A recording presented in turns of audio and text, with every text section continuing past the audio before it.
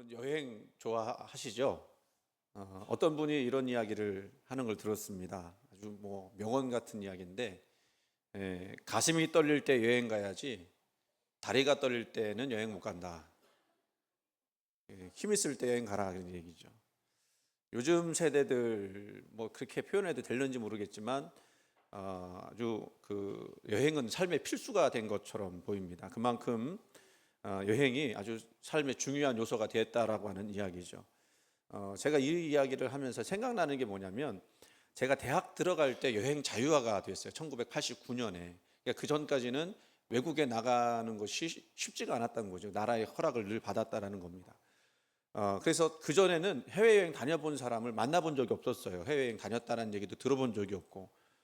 그런데 이제 제가 대학교를 졸업하고 나서는 이제 해외여행이 좀 이제 활성화되니까 교회에서도 해외 선교 여행 간다라고 하는 그런 이야기들이 많이 있었습니다. 저도 이제 제가 자란 교회가 그래도 규모가 있는 교회여서 해외 선교 여행 청년들도 가고 학생들도 가고 막 그렇더라고요. 근데 저는요, 그렇게 가는데도 제가 또 해당돼도 안 됐지만 해외여행은 부자들만 가는 줄 알았어요. 나 같은 사람은 뭐 가진 것이 없었기 때문에 못 간다라고 이제 생각을 했습니다. 대학원 졸업 여행을 어디로 갔느냐면 성지순례를 갔어요. 그러니까 그때까지만 해도 해외여행을 못 가본 거죠. 많이 가봐야 이제 제주도, 대학교 졸업 여행 때 제주도 가본 게, 비행기 타본 거 처음이었어요. 그러니까 대학원 졸업할 때 졸업 여행으로 성지순례를 가는데, 갈 수 있었겠어요? 못 갔겠어요? 못 갔죠. 뭐 제가 그래도 수혜를 받아서 교회에서 장학금 다 대주고 생활비까지 막 대주는 그런 유일무이한 사람이었거든요. 근데 해외여행은 내 돈으로 가야 하는 거니까 그거는 못 가는 상황이었어요. 그런데 때마침 그때 IMF가 터졌어요. 그래서 학생들이 가야 되느냐 말아야 되느냐 했는데, 이왕 정해진 거니까 가자 그랬고, 저는 IMF가 터졌는데 무슨 해외여행이냐, 그래서 저는 안 갔어요. 그 이유가 된 거죠. 못 가는 이유가, 돈 없어서 못 갔다는 것보다 IMF 터져도 안 갔다는 얘기가 훨씬 나으니까 그렇게 얘기를 했는데, 지금 생각해 보면요, 참 믿음도 없었고 어리석었다, 그 생각이 듭니다. 뭐 우리가 물질이 하나님이 채워주시는 거니까 어떻게든 가기로 작정했다면 채워주실 것 같은데, 그런 믿음도 없었던 거예요. 그냥 해외여행에 대한 어떤 두려움도 있었던 것 같고요. 근데요, 여러분, 만약에 제가 그 시절로 돌아간다고 하면 갈까요, 안 갈까요? 100% 갔을 것 같아요. 빚내서라도 갔을 것 같아요. 왜냐하면 그때는 부부가 아니었고 혼자였으니까 자유로운 영혼으로, 자유로운 몸으로 열심히 다녔을 것 같습니다. 왜냐하면 여행을 다녀오면, 물론 뭐 여행 다녀서 재미있게 지내는 것도 있겠지만 여행을 보고 배우는 것이 많이 있을 수 있으니까. 그리고 그동안 저 같은 경우는 그 우물안 개구리처럼 그렇게 살았던 사람인데, 해외여행 가면은 많은 것들을 보게 되고, 이렇게 사는 사람도 있고 이런 방법도 있고라는 것을 깨닫게 되지 않습니까? 그러니까 여행은요, 새로운 삶의 시각을 주는 기회예요. 그래서 좋은 여행은 좋은 거다라고 생각을 합니다. 그러면 이런 생각을 해보게 돼요. 우리 인생의 방식을 마치 여행 가는 것처럼 살 수는 없을까? 늘 새로움을 추구하고 새로운 것을 보고 새로운 것을 느끼는 방식으로 오늘 하루 시작하면서 오늘도 여행 가는 거다, 그런 생각을 가지고 하루를 시작하면 어떨까? 어떠세요? 여러분의 삶이 여행과 같은 삶 같다고 생각하실 수 있을까요? 제가 좋아하는 시 한 편이 있어요. 천상병 시인이라고 하는 분인데, 아시는 분 계신지 모르겠어요. 아세요? 아시는 분 몇 분 계실 것 같은데, 저분이요, 천재예요, 천재. 천재인데 천재인데 그 남산에 끌려가 갖고 고문받다가 조금 이제 잘못됐어요. 그런데도 천재성은 사라지지 않았어요. 저분이 그렇게 고문받고 좀 이상하게 됐지만 어린아이의 그 마음은 잃어버리지 않은 분이에요. 근데 이분이 귀천이라는 시를 썼거든요. 그 시가 너무너무 아름다운 시인데, 이제 뭐 인생의 말년 때 쓴 시예요. 나 하늘로 돌아가리라, 새벽빛 와 닿으면 쓰러지는 이슬을 더불어 손에 손을 잡고, 나 하늘로 돌아가리라, 노을빛 함께 단둘이서 기슭에서 놀다가 구름 손짓하면은, 그 다음 내용이 뭐냐면, 나 하늘로 돌아가리라, 아름다운 이 세상 소풍 끝내는 날 가서 아름다웠다라고 말하리라. 정말로 아름답죠. 이분은요 자기 인생이 소풍이라고 생각을 했어요. 그래 하루하루가 기쁘고 즐겁다 그렇게 생각한 것 같아요. 만약에 우리가 하나님의 은혜로 살고 있다고 하는 것을 깨닫는다면 우리 삶도 역시 하루하루가 여행 다니는 것처럼 그렇게 느껴지라고 믿습니다. 아무도 대답을 안 하는 거 보면 그렇게 믿는 거하고는 또 다른 부분인 것 같아요. 그런데요 여러분, 우리가 아무리 여행 다니는 것처럼 내 인생을 살려고 해도 우리 인생은 그런 즐거운 여행과는 가까운 것 같지가 않습니다. 신앙생활은 더욱더 그렇습니다. 왜냐하면 우리 삶은 말 그대로 십자가 지는 삶이기 때문에 그래요. 우리 주님께서 좁은 문 좁은 길로 들어가라고 하셨기 때문에 그래요. 지난주에 부르심에 관해서 설교를 했습니다. 사실 부르심이라고 하는 것에 대해서 나는 뭐 예수 믿기 때문에 부르심 받았지라고 생각하는 거지만 그래도 하나님은 뭔가 우리 그 삶 속에서 또 다시 불러내는 것이 있다라는 거예요. 근데 그 부르심에 응답한다는 것은 결국 내가 가지고 있는 무언가를 포기하라는 말씀과도 같기 때문에 굉장히 그건 부담스러운 이야기죠. 내가 쥐고 있는 내 그물과 배를 버려두고 주님을 따라야 한다라고 하는 말씀이지 않습니까? 아마도 그 설교를 들으시고 한 주를 보내셨지만 그 질문 앞에 온전히 서서 응답하신 분 계신지 모르겠어요. 그래서 내가 버려야 될 것이 뭔가, 내가 지금 내 손에 쥐고 있는 그물과 배가 있는데 그것이 주님을 따르는 데 방해가 돼서 그걸 버려야 한다라고 하는 걸 생각해 보시고 일주일을 지내셨는지 모르겠어요. 만약에 그 말씀을 긴장하고 듣지 않으셨거나 회개하는 마음으로 듣지 않으셨다면 여러분은 그 말씀을 전혀 듣지 않은 것과 같아요. 그런데 이렇게 이야기하는 것조차도 여러분 부담되죠. 저도 이렇게 말하는 거 참 부담됩니다. 왜요? 저도 그렇게 살지 못한 부분이 있기 때문에 그래요. 우리가 아멘 아멘하고 주여 주여 하기는 하지만 쉽게 변화되지는 않습니다. 그래서 말씀을 우리가 계속 들어야 돼요. 제 고민도 마찬가지입니다. 저도 제가 가지고 있는 그물과 배를 버리려고 노력한다고 생각했지만 얼마나 버려졌는지는 잘 모르겠어요. 그냥 그런 생각이 있는 거죠. 그리고 그냥 익숙한 삶 속에 우리가 살아가는 것입니다. 그런데 여러분, 중요한 것이 있습니다. 우리가 이렇게 말씀에 순종하고 변화를 추구하는 것은 매우 매우 어려운 것이지만 이렇게 우리가 변화하지 않으면 결코 우리는 하나님을 경험하지 못한다는 거예요.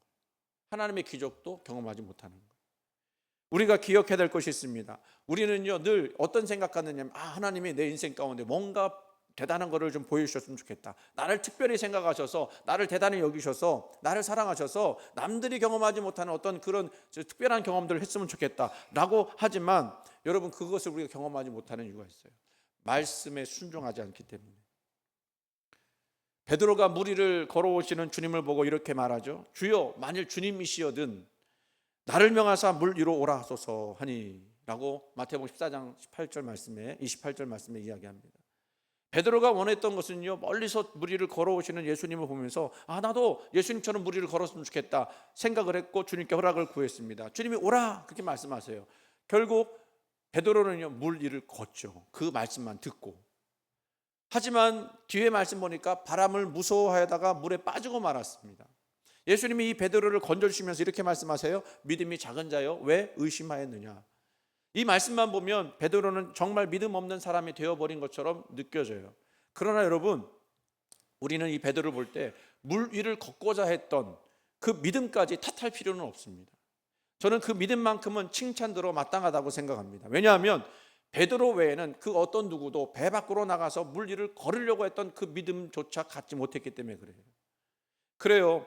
베드로는 비록 물에 빠지긴 했어요. 실패했다고 볼 수도 있습니다만 그러나 어쨌든 한순간만큼은 주님 믿고 의지하여 순종하여 물 위를 걸었던 것만큼은 기적이요 능력이었을 것입니다. 베드로는 평생의 그 경험을 잃어버리지 않았을 거예요. 주님이 말씀하신 그 말씀에 순종만 한다면 물 위를 걸을 수도 있다라는 그 마음. 여러분, 그래요. 왜 우리의 삶 가운데 기적도 없고 능력도 없느냐, 나는 왜 이렇게 그냥 교회는 왔다 갔다 하지만 왜 이렇게 마음이 답답하고 힘드냐라고 했을 때 그건 다른 것이 아니에요. 말씀을 듣고 순종하려고 하는 마음이 없기 때문에 그래요. 만약 우리가 정말 하나님을 의지해서 그 뜻대로 행한다고 하면 우리의 삶은 날마다 기적으로 채워질 줄로 믿습니다. 많은 성도가 이렇게 말합니다. 하나님 믿어요. 말씀도 맞다고 생각해요. 기도도 합니다. 그런데 삶은 그대로예요. 변하지 않으면 왜일까요? 믿음이라고 하는 것은요 진리에 대한 동의부터 시작하지만 그러나 그 믿음의 도약은 그 이상이기 때문에 그래요. 그건 뭐죠? 말씀에 순종하는 거예요. 오늘 말씀 보세요. 아브라함이 등장합니다. 하나님이 아브라함을 부르시는 장면입니다. 왜 부르셨을까요? 가만히 잘 살고 있는 아브라함이었어요. 왜 부르셨을까요? 아니, 잘 살고 있는 사람 불러내서 뭐 하려고? 근데 그 부르심이라고 하는 것은요, 하나님이 기존의 세상이, 너가 속한 세상이 잘못되었기 때문에 이제는 새로운 세상으로, 새로운 질서로 나오라고 부르신 겁니다. 아브라함을 부르신 이 장면, 창세기 12장에 되어 있지 않습니까? 이 본문의 위치상 이 아브라함을 부르신 장면은요, 바벨론 사건 뒤에, 바벨론 사건이 11장에 있거든요. 그 뒤에 자리 잡았어요. 바벨탑 사건은 어떤 사건이었습니까? 사람들이 하나님을 무시하고 하나님처럼 되고자 탑을 쌓고 대를 건설하여 꼭대기를 하늘에 닿게 하자라고 그렇게 하면서 탑을 쌓은 겁니다. 그리고 그렇게 함으로써 하나님의 영광을 드러내는 것이 아니라 자기들의 이름을 내려고 했던 사건이 바로 바벨탑 사건이에요. 한마디로 말씀드리면 바벨탑은요, 인간들이 하나님의 영역을 침범하고 하나님을 모욕하는 사건이었다는 겁니다. 그러고 나서 아브라함의 부르심이 나오는 거예요. 뭔가 연결점이 있지 않습니까? 아브라함을 하나님께서 부르셨다고 하는 것은 바로 그거예요. 이렇게 바벨탑의 사건처럼 사람들이 하나님을 무시하고 하나님을 모욕하고 하나님처럼 되고자 하는 그런 세속적인 잘못된 세상에서 이제 너만큼은 하나님을 믿고 하나님을 의지하는 사람으로 나오라라고 하시는 그런 뜻을 반영한 이야기라고 하는 겁니다. 여러분은 왜 부르셨을까요? 잘 살고 있고 하나님 없이도 살 수 있다라고 우리는 스스로 생각도 하는데, 그런 이 세상에서 왜 우리를 부르신다고 생각하십니까? 그건 다른 것이 아니에요. 하나님이 예비하신 새로운 시대와 새로운 질서 가운데 여러분을 나오라고 하는 거예요. 그 새로운 시대와 새로운 질서라고 하는 것은요, 생명의 것이에요. 영적인 것이에요. 놀라운 초대입니다. 지금 있는 이 자리, 세상의 자리, 그러니까 우리가 있는 이 자리는 이제 표현을 하자면 세상의 것으로 아브라함이 부름 받기 전에 자리를 표현한다고 하면 그 자리는요, 생명을 주지 못해요. 왜냐하면요, 하나님과 관계없는 자리이기 때문에 그래요. 그냥 그렇게 살아있으나 살아있는 것 같지 않은 그런 삶으로 살아가는 곳입니다.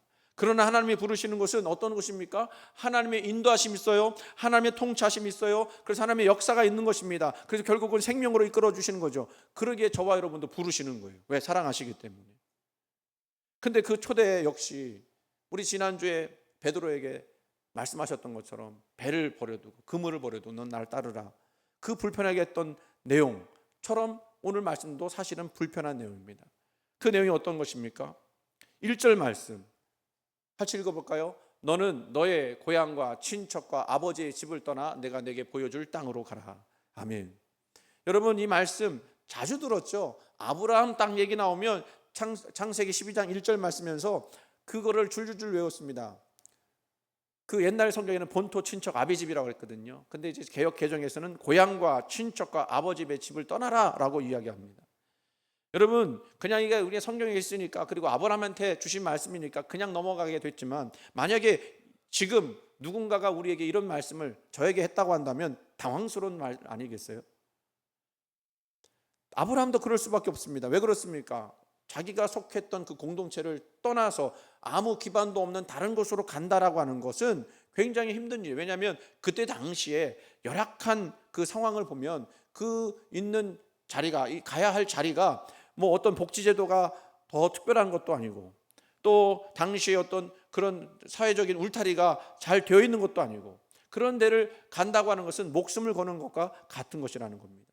그런데도 하나님은 가라, 떠나라 라고 명령하셨어요. 왜 이렇게 불친절하게 말씀하실까요? 왜 이렇게 우리 하나님은 우리가 하기 싫은 거를 자꾸 하라고 그러실까요?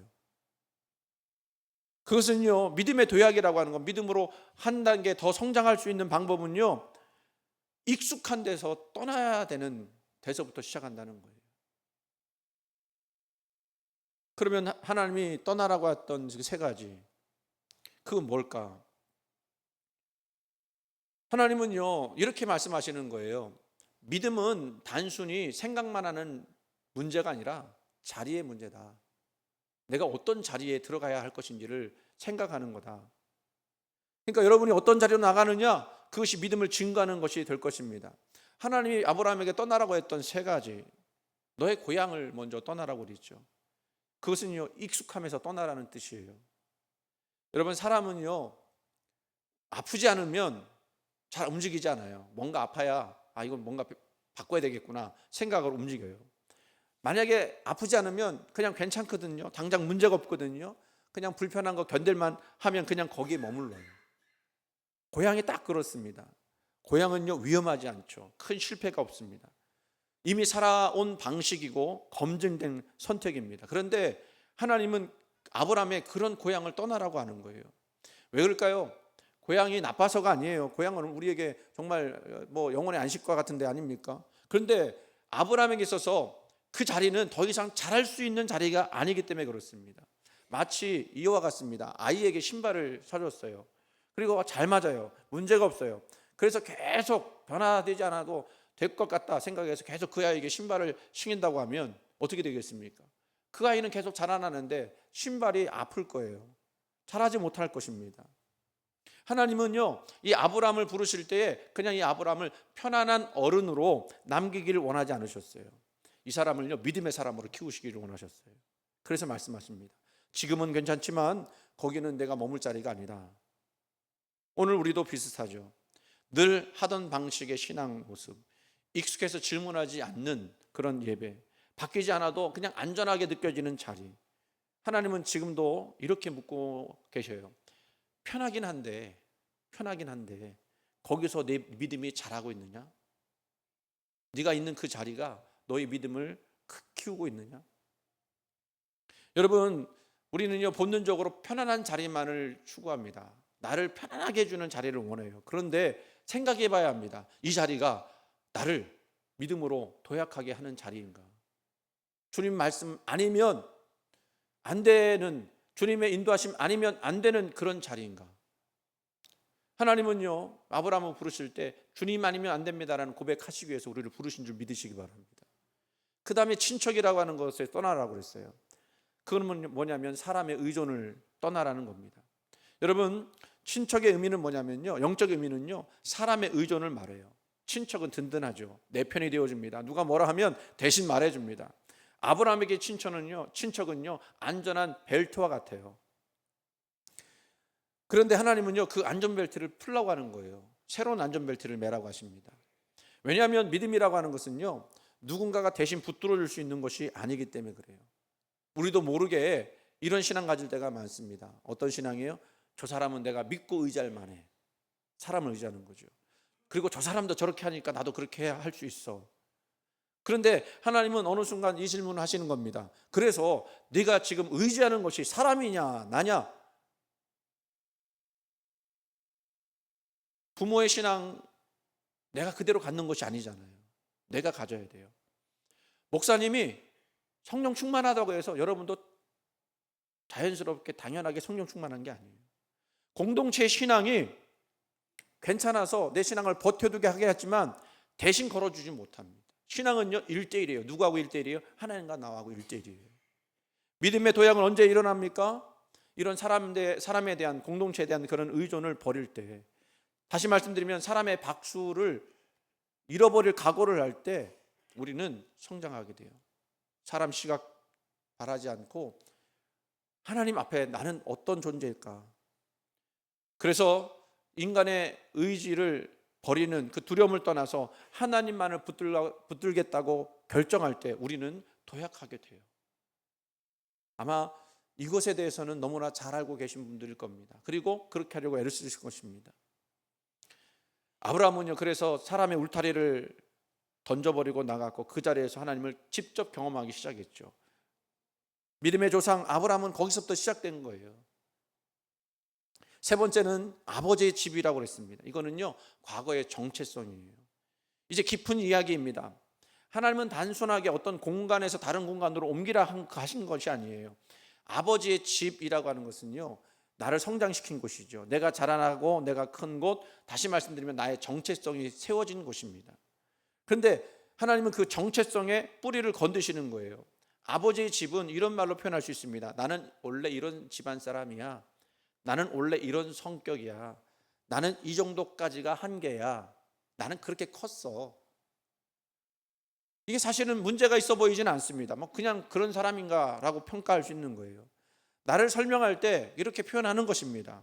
그런데 보세요. 이 말이 어떻게 변하는지. 우리는 나를 설명하고자 이런 말을 쓰지만 어느 순간부터 이게 변명으로 쓰이는 거예요.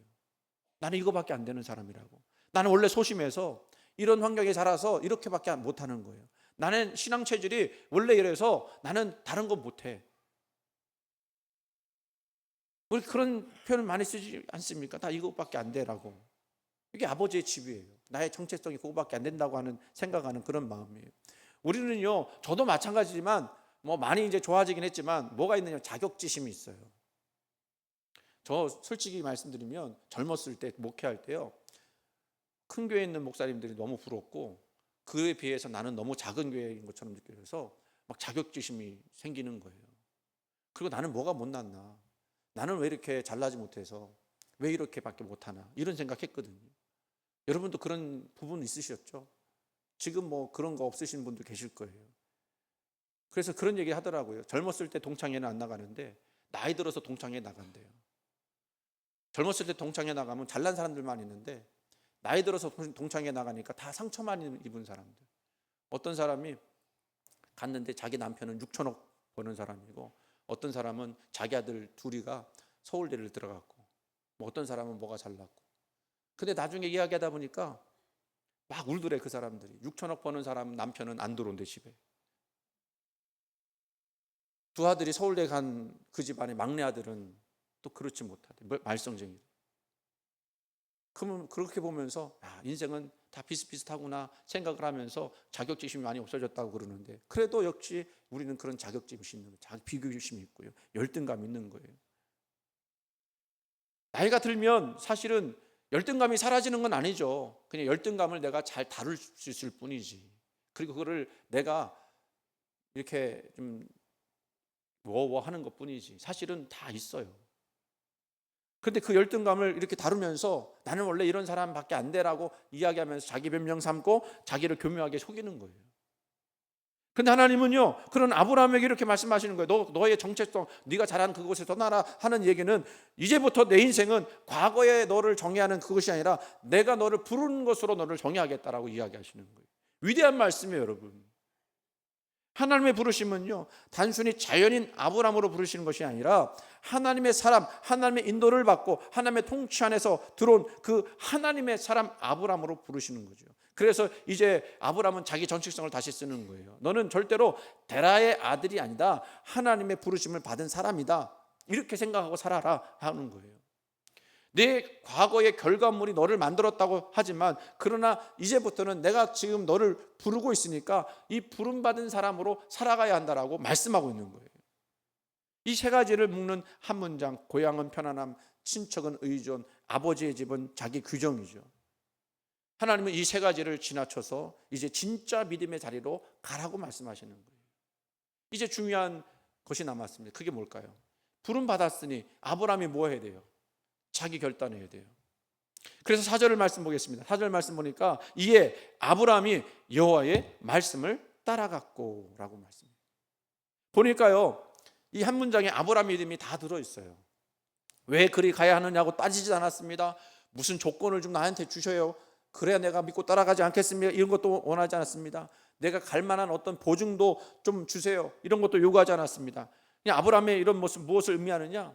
믿음이란 무엇인지 보여주는 거예요. 믿음이 뭡니까? 그거는 지난주에도 말씀드렸고 계속해서 말씀드렸지만 이해의 결과가 아니에요. 내가 이해해서 따라갈 수 있는 게 아니에요. 이해했다고 하면 우리는 못 따라가요.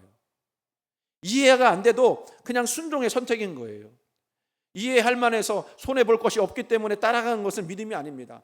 내가 따라가는데 손해도 볼 수 있을 것 같아요. 내가 따라가는 데가 힘들 수 있을 것 같아요. 그런데 하나님께서 명령하셨고 하나님께서 가라 하셨으니 내가 그 명령에 순종하겠습니다. 나 책임져 주세요. 이게 믿음이에요.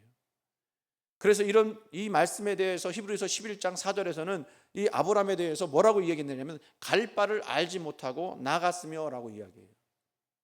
볼까요? 믿음으로 아브라함은 부르심을 받았을 때에 순종하여 장래 유업으로 받을 땅에 나갈새 뭐라고 했다고요? 갈 바를 알지 못하고 나아갔으며. 그러니까 베드로가 아니죠. 이 아브라함이 뭔가 자기가 확신이 있어서 그렇게 간 게 아니에요. 여전히 두려운 마음이 있었을 거예요. 여전히 의심하는 마음도 있었을 거예요. 그런데 그렇게 나간 거 하나님께서 말씀하셨으니까. 여러분, 이 말씀을 여러분 들으시면서 여러분에게 한번 적용해 봤으면 좋겠어요. 여러분에게 지금 믿음으로 가야 할 일이 생겼습니까? 앞으로 어떻게 인생이 전개될지 몰라서 쩔쩔매는 그런 문제가 있습니까? 어쩌시겠습니까? 그냥 내가 힘으로 안 되니까 그냥 주저앉아서 당황해하면서 눈물만 흘리면서 가시겠습니까? 아니면 갈 바를 알지 못하겠지만 또 앞으로도 어떤 일이 일어날지 모르겠지만 그래도 주님 손 붙잡고 앞으로 한 걸음 한 걸음 나가겠다고 다짐해 보시겠습니까? 그래요. 말씀드린 대로 주님께서 여러분을 믿음으로 초청하시는 것은요, 굉장히 불편하고 내가 익숙한 자리에서 떠나야 되기 때문에, 편한 자리에서 떠나야 되기 때문에, 내 정체성을 부정하고 다시 새롭게 정해야 되는 것이기 때문에 참 힘들고 어려울 수 있어요. 그래서 우리는요, 어떤 조건을 잡고 다니냐면 한 번만이라도, 조금만이라도 내가 알 수 있도록 뭔가, 내가 그 길을 믿음으로 갈 수 있도록 뭔가 좀 보여주시면 안 되겠습니까? 그래도 희망의 조각이라도 보여주셔야 내가 그 하나님을 믿고 따라가지 않겠습니까? 라고 우리는 기도해요. 그렇게 기도한 적이 얼마나 많은지 몰라요. 저도 그렇게 기도 많이 했습니다. 그래야 내가 숨통이 트일 것 같다고, 그래야 내가 희망 가질 수 있을 것 같다고 그렇게 얘기를 하는 거예요. 그런데요, 하나님은요, 어떤 때는요, 내가 기도도 안 했는데 말만 했는데 들으시는 때도 있지만, 내가 이렇게 간구하고 갈급해하는 문제에 있어서는 조금의 자비도 내리지 않으시는 것 같을 때가 많아요. 그렇다고 전혀 보여주지 않는 것도 아니에요. 찔끔찔끔. 죽을 것 같다 그러면 조금 살려주시고, 조금 죽을 것 같다 그러면 좀 살려주시고. 근데 그게 뭔지 아십니까, 여러분? 하나님의 인도하시면요, 먼 미래에 앞으로 일어날 것을 확실하게 딱 보여주시는 것이 아니고요, 그냥 한 걸음 한 걸음, 스텝 바이 스텝, 그렇게 여러분이 오시는 거예요.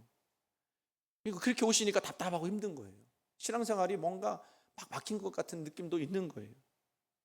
왜 하나님은 그렇게 찔끔찔끔 인도해 주시느냐? 미리 알려주시면요, 우리가요, 하나님과의 관계를 어떻게 생각하냐면요, 뭔가 주고받는 기브 앤 테이크의 관계만 생각하고요, 기계적이 되고요, 그리고 그 신뢰 관계가 미신적이 돼요. 하나님, 미래를 보여주세요. 그래서 잘못하면 하나님보다 자꾸 사람 의지하게 되고,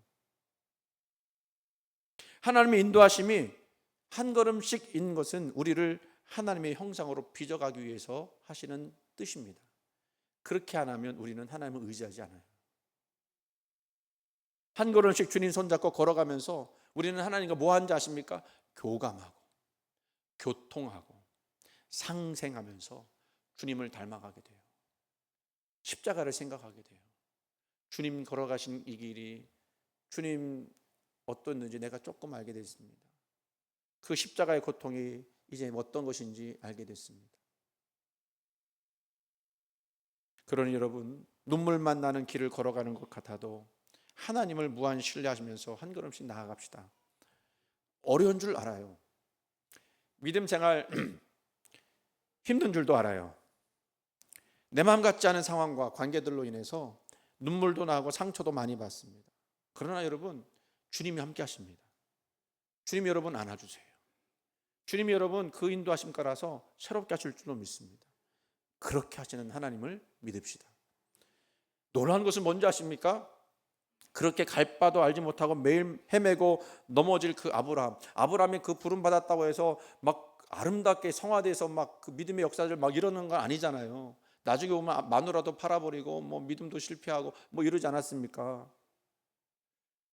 그런데 그 아브라함을, 그렇게 넘어질 아브라함을 하나님 어떻게 세우시겠다고 약속했는지 아십니까? 2절 말씀을 다시 한번 읽어보세요. 2절 말씀은 시작. 내가 너로 큰 민족을 이루고 내게 복을 주어 내 이름을 창대하게 하리니 너는 복이 될지라. 아멘. 아브라함 보고 하나님이요, 뭐가 된다고 그랬어요? 복이 될 것이다 그랬어요. 복이 된다는 것은요, 복을 받는 존재가 된다라는 뜻이 아니에요. 아브라함으로 하여금 복 자체가 된다는 것입니다. 영어로 하면 will be a blessing이라고 해요. 영어를 다 써갖고 죄송합니다. 왜 이 표현을 썼느냐면 이렇게 복이 된다, 복이라, 복이 될지라라는 말씀, 이것이 조금 영어로 표현하면 더 쉽게 표현할 수 있을 것 같아서 그렇게 표현했는데, 그러니까 여러분, 우리가 복을 받는다 그러지만 하나님은 우리를 복을 받는 존재보다 더 큰 존재로 만드신 거예요. 어떤 존재?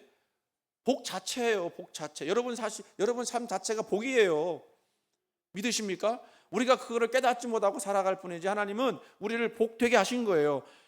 근데 여러분 보세요. 하나님이 이렇게 앞길도 모르고 한 치 앞도 몰라서 쫄쫄매도록 하는 그 인생인데 그게 무슨 복이에요?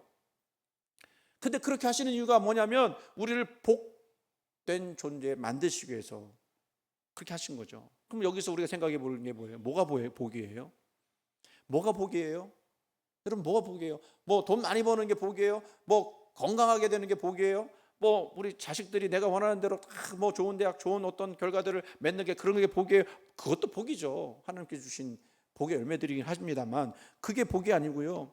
비록 답답하고 힘들고 어려운 상황 가운데서 한 걸음 한 걸음 어린아이 걸음마 수준으로 그렇게 삶을 살아가도록 만드시지만 하나님과 동행하는 그 삶이 복이라는 거예요. 나는 주님 손 잡고는 이 광야를 걸어갈 수 없습니다. 광야라는 찬양 참 좋아하는데 한번 불러봤으면 좋겠어요. 오늘 그 우리 신의 악단 그거 나오는 찬양 불렀잖아요. 얼마나 좋은지 그때 그 감격이 다시 살아난 것 같아요. 영화 보신 분 계시죠? 또 영화 볼 분도 계시죠? 지금 80만 넘었대요. 80만.